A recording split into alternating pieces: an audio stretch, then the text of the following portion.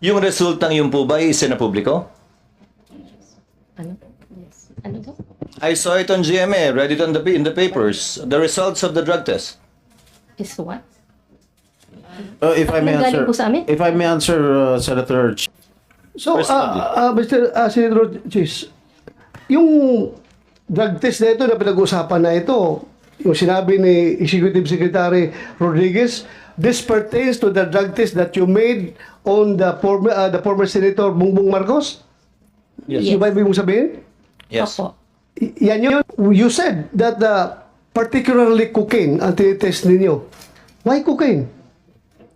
Yun po yung hiningi niya Hiningi ni nung pasyente.